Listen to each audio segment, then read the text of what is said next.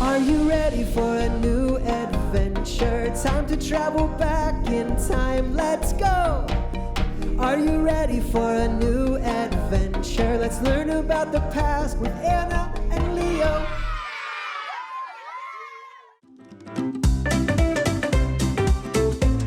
Hi friends! Welcome to Unlock This, a podcast from Honest History, where we join our friends Anna, Leo, and Percy on adventures through time and uncover some really cool stories along the way.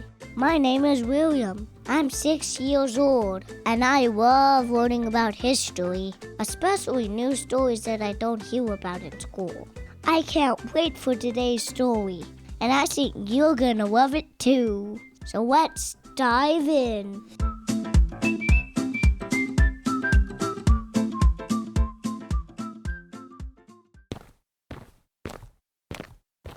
Anna, you're already at the museum. You're early. I couldn't wait. I'm really excited for this next adventure. I came here right after school. Why are you so excited? I had an idea. I know exactly what I want to learn about today. Ooh, what? I was reading about ancient warriors at school, and I found this story about a fearless queen. Oh, I love ancient history. What did this queen do? Thousands of years ago, she led her army into battle to fight a powerful empire. That sounds like a great story. Since we're learning about a battle, is Sonny joining us? You know how much he loves military history. He wanted to, but he's stuck doing homework. So I'll be our guide today. Well, I'm excited. I can't wait to hear more about this queen. Now we just need to find Percy. There he is. Percy, what do you think about traveling to the ancient world today? Are you ready for our next adventure? He doesn't seem very happy about it. What's wrong? He's not too keen on battles. Percy, I know you're worried, but I promise we'll leave as soon as it starts to get scary. You're the bravest mouse I know. Yes, and I promise to give you a snack when we get back. Well, that seemed to do the trick. Look, he's already got the keys to unlock the door. To the vault.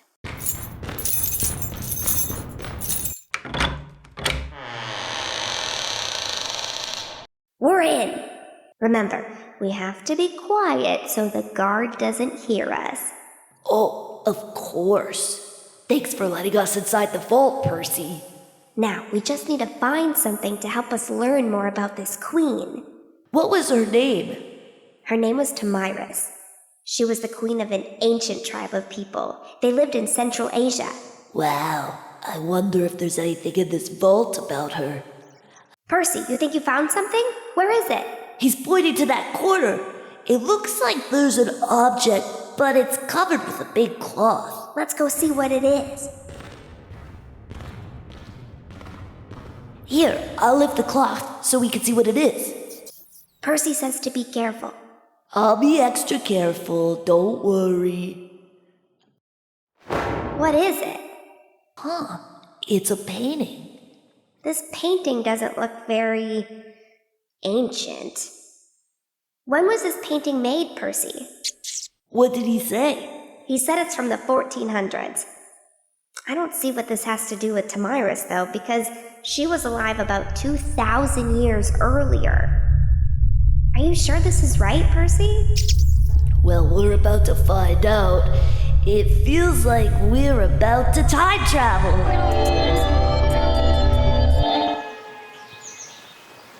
Where are we? I'm not sure. I see a lot of grass all around us, but not many trees. There's a river over there. Look. I see it. And I think I hear something in the distance. Do you hear that too, Anna? I do. It sounds like people are marching. It's coming from that direction over there. Do you see anything, Leo? It's too far away. Oh, but I have just the thing. I packed some binoculars in my backpack just in case. and I think this is the perfect time to try them out. Great idea, Leo. Can you see anything through those binoculars? Yeah, I do. I see people in the distance. They look like soldiers. And at the front, there's someone riding a horse leading the way. Can I have a look? Yeah, of course. Take the binoculars and tell me what you see. I see the army too. They're still very far away, but they're getting ready for battle. And you're right, there's someone leading the way on horseback. Do you think that person in front is Tomyris? That's what I was thinking. And if that's her, that will help us figure out where we are. You see, Tomyris ruled a land in Central Asia. This land was part of the steppes, which are grasslands that spread for thousands of miles. These grasslands are flat, and they don't have many trees except near rivers and lakes. That sounds just like the land around us right now. Exactly. So I'm thinking we must be near Tomyris' home. Oh, so are those Tomyris' soldiers over there? I think so. Tomyris was a Scythian queen who ruled an ancient tribe of people. Her people were known as the Magi. They lived nomadically in these lands. Living nomadically means they didn't have a permanent home, right? They moved from place to place throughout the year. That's right. The Magi moved with their livestock and lived off the land around them. It sounds like a pretty good life. So why are all the soldiers over there getting ready for a battle? They are preparing to defend their home.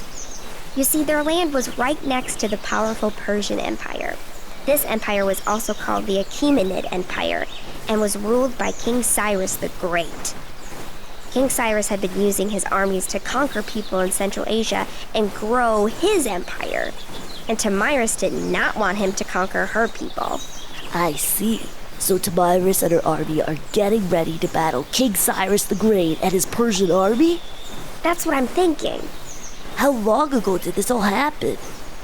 Tomyris lived in the 6th century BCE, which is over 2,500 years ago. Whoa, that's so long ago. How do we even know about Tomyris and her people? Because of a man named Herodotus. He was one of the very first historians. He wrote about the people, places, stories, and legends of his time. And thankfully, he wrote about Queen Tomyris. Well, it's a good thing he did so we can learn about it today. Herodotus said that Queen Tomyris came to the throne after her husband died. And she took her job as queen very seriously. She was not going to let anyone touch her kingdom. Including the Achaemenid Empire. Yes. At this time, the Achaemenid Empire had a huge army. Some people thought that Tomyris was crazy to take on such a powerful empire. But let's just say that she really didn't like Cyrus the Great. Why was that? Well, King Cyrus had his eye on the Magi homeland for a while. When he heard that Tomyris' husband had died, he had an idea. He sent a message to Tomyris asking her to marry him. Why would he want to marry her? Because if he married Tomyris, King Cyrus could take over the Magi. But, of course, Tomyris wasn't that easily fooled. She saw straight through his plan. I was aware it was my kingdom and not myself that he courted. She knew that he only wanted to marry her to get to her kingdom, and this made her very angry. She rejected his proposal immediately. Whoa, what did King Cyrus do? Well, he decided he still wanted her kingdom, so he made a new plan. There was a river called the Aras that bordered his empire and Tomyris' kingdom. He sent his army to the river and ordered them to begin building a bridge so they could cross over into her land.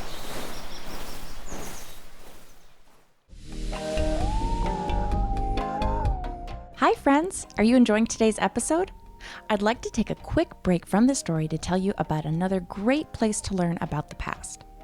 Honest History creates magazines and books for kids that are filled with fun stories and activities that bring history to life. From pirates to spies to great inventions and so much more, you'll learn about interesting people, places, and events from around the world that made history. Created for kids ages 6 through 12, you can sign up and receive new adventures delivered straight to your doorstep every quarter. Just visit honesthistory.co. That's honesthistory.co to sign up today. Oh, and here's a special offer for our podcast listeners. Use code UNLOCKTHIS for 10% off. Again, that special code is UNLOCKTHIS. Okay, let's get back to the story.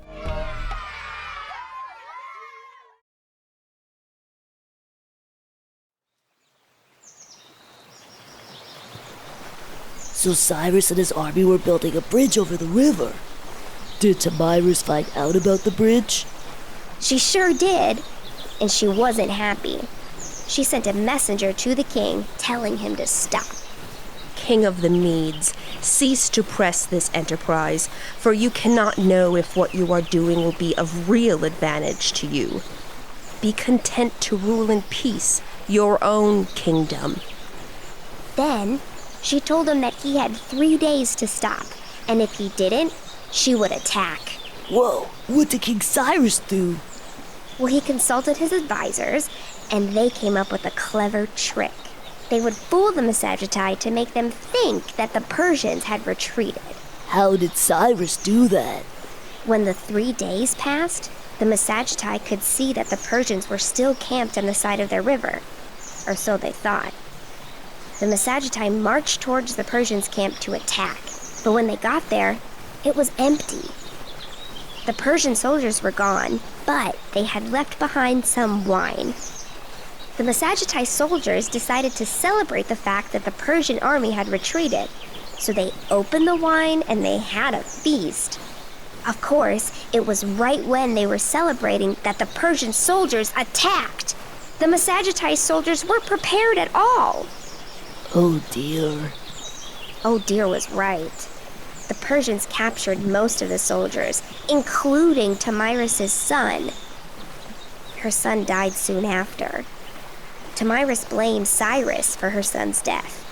She vowed she would get her revenge. Ooh, Cyrus was in big trouble. Tomyris sent the king a message, telling him to watch out. She did not like that Cyrus used a trick to win. To her, that's not how you fight battles. Cyrus, pride not yourself on this poor success. But Cyrus ignored Tomyris' warning. Bet she didn't like that. She didn't. She decided to get her army ready. She was going to attack the all-powerful Achaemenid Empire. Hey, Anna, do you hear that? I think the marching is getting louder. You're right, Leo. And look, I can see the soldiers now with my own eyes. I don't even need the binoculars. Don't worry, Percy. We'll be careful. Whoa, they're getting really close. But I think we're out of the way over here. According to Herodotus, the soldiers fought on foot and horseback. And look, a lot of those soldiers are on horseback, and many of them are walking.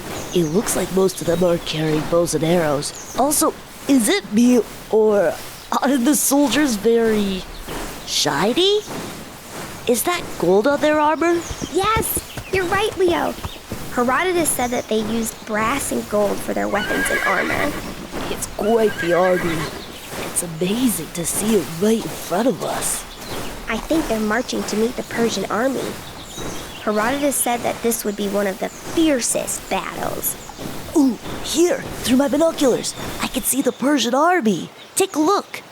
You're right, the army is huge. There's thousands of them. It looks like Tomyris' army has stopped marching. They're raising their bows and arrows to shoot. I think the two armies are going to start their battle. I'm not going to watch either, Percy. Thankfully, I can just tell you what happens. So how does it end? Who wins the battle? Cyrus the Great thought that it would be an easy victory. Remember, he had a much larger army. But he underestimated Tomyris and her people. They were fearless fighters who weren't going to give up. After many hours of battle, it seemed like neither side was going to retreat. Finally, Tomyris' army got the upper hand and won. And she learned that the king had fallen on the battlefield. Whoa! King Cyrus died during the battle? That's one legend. There were many stories explaining how he died, but Herodotus believes Cyrus died while fighting Tomyris' army. I live and have conquered you in fight. And there's something quite gruesome. When Tomyris heard that Cyrus died, she asked her soldiers to find his body. And then she took his head. Ew!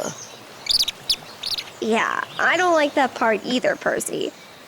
But for years to come, people would remember that one fact about Tomyris. An artist would create drawings and paintings of her holding the head of King Cyrus. Why?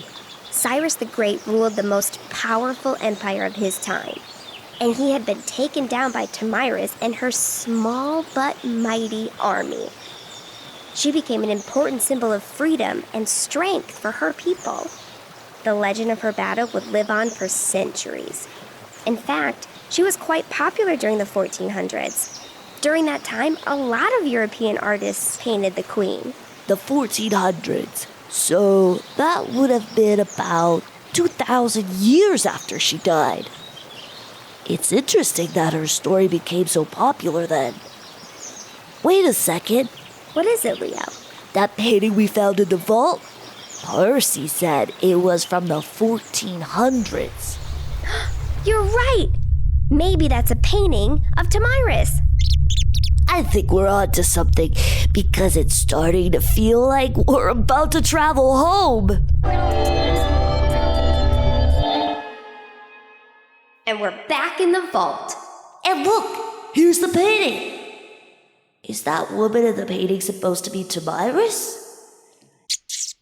Percy says you're right. That's her. It all makes so much sense now. Wow, what a cool story. Thanks for teaching me about Queen Tomyris, Anna. Of course. I thought you would like it. When you think about it, her story is so ancient. It's amazing that we still know about her today. I suppose we have historians like Herodotus to thank. Gee, I'm glad he wrote about her over 2,000 years ago. Me too. Welcome back. That sure was a great adventure. I don't know about you, but I'm gonna tell all my friends about this amazing story. That's all for now. But if you want to learn more, be sure to check out my favorite magazine for kids, Honest History. There's a ton of stuff to learn in each issue, and I love the fun activities and questions. Bye! This episode was narrated by Nikki and JoAnn Schinderle and written by Heidi Coburn. The production was read by Robot Pirate Media. To learn more about Honest History, visit us at honesthistory.co and follow for updates on social media.